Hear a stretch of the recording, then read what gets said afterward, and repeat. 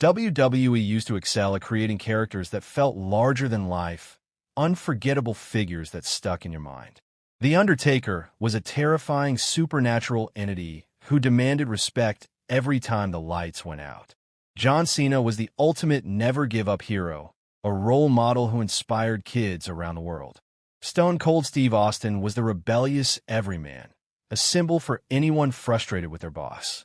Jeff Hardy was the daredevil, fearless in the face of danger. These performers weren't just executing moves in a ring. They were fully realized characters with clear goals, distinct personalities, and storylines that made every match matter. You knew the good guys you could cheer for and the villains you loved to hate. That clear hero versus villain dynamic is what made wrestling compelling. Fast forward to today, and the distinction is almost gone. Faces and heels aren't clear, personalities are inconsistent, and wrestlers often switch sides abruptly just for shock value. The result? Characters feel bland, forgettable, and unrelatable. So what changed? Why do modern WWE characters lack the charisma and depth of past legends? And how could this be fixed? To understand the decline, we need to look back at how wrestling characters evolved. During the 1980s, wrestlers were physically imposing and visually striking, often resembling comic book heroes. Icons like the Million Dollar Man, Macho Man Randy Savage, and Hulk Hogan weren't just wrestlers. They were personalities you couldn't ignore. Their physiques, costumes, and mannerisms told stories before they even spoke a word. Then came the steroid trials of the early 1990s. WWE shifted away from the hypermuscular bodybuilder image towards smaller, faster wrestlers like Shawn Michaels and Bret Hart. But even with this change, character work remained critical. Michaels wasn't just a skilled wrestler. He was an arrogant, self-absorbed performer whose personality matched his in-ring style. As competition with WCW intensified during the Monday Night Wars, WWE leaned heavily into storytelling and personality-driven characters. Stone Cold Steve Austin epitomized this shift. A blue-collar antihero who defied authority, Austin's battles with Vince McMahon became the foundation of WWE's most popular era, the Attitude Era. Clear motivations and defined roles, hero versus villain, made these stories irresistible. Even after the Attitude Era, during the Ruthless Aggression period, WWE continued producing wrestlers with strong, consistent identities. Randy Orton was the legend killer. Batista was the unstoppable powerhouse. John Cena was the heroic fighter, and Edge was the cunning opportunist. Knowing who a wrestler was at their core let fans emotionally invest in their journey. Modern WWE has largely abandoned this principle. John Cena famously said you should be able to describe a wrestler in one word. For him, it's Superman. Undertaker? Deadman. Austin? Rebel. Dolph Ziggler? Show-off. Kane? Monster. These core traits created a foundation for long-term storytelling. Compare this to today's stars, like Austin Theory. He's been part of multiple storylines. Rollins' disciple, Vince McMahon's golden boy, a tag team partner, and now involved in Vision's storyline. Yet none of these iterations connect or build on each other. Each change erases the previous identity, leaving no core for fans to latch onto. Even strong characters can falter if consistency is ignored.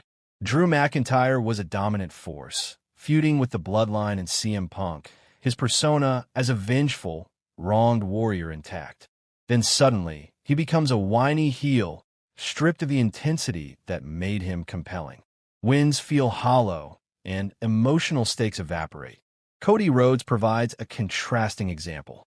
His story, returning to WWE to fulfill his father Dusty Rhodes' legacy, was clear and emotionally resonant. WrestleMania 40 gave closure to his narrative. But after that, WWE failed to evolve his character creatively, opting for safe choices instead of exploring fresh dimensions like turning him heel or emphasizing arrogance.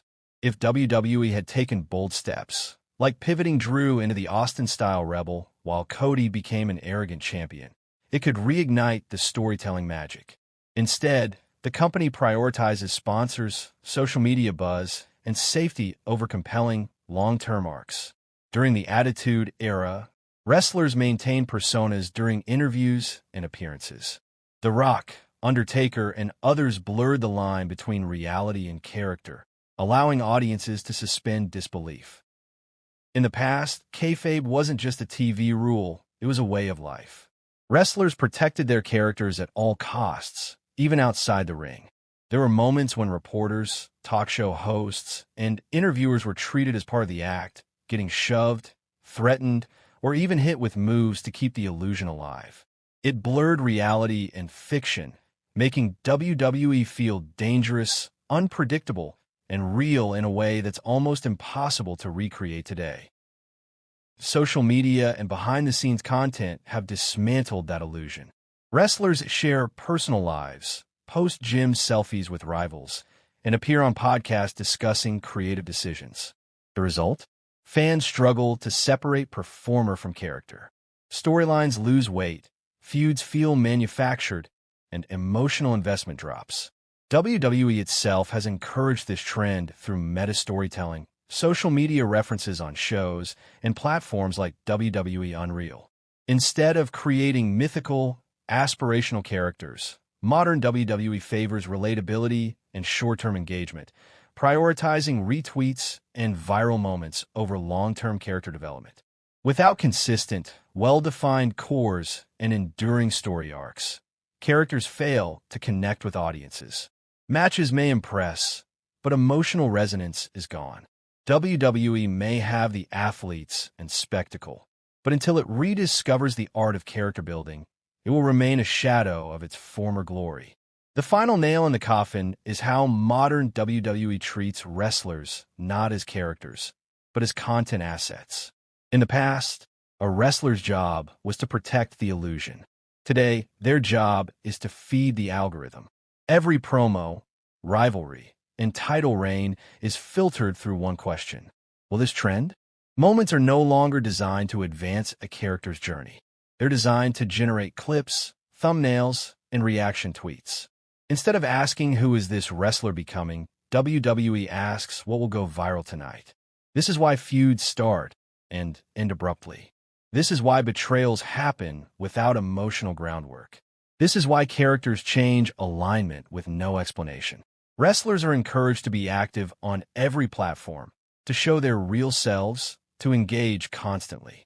But the more we see the person behind the character, the harder it becomes to believe in the character at all. Mystery dies in overexposure. In earlier eras, wrestlers felt untouchable, almost mythical. You didn't feel like you knew them. You felt like you were witnessing something bigger than yourself. Now, many wrestlers feel like co-workers you follow online. Talented, athletic, likable, but not legendary. This also explains why modern WWE produces incredible matches that people forget within weeks. Without a strong character foundation, even the best wrestling becomes disposable.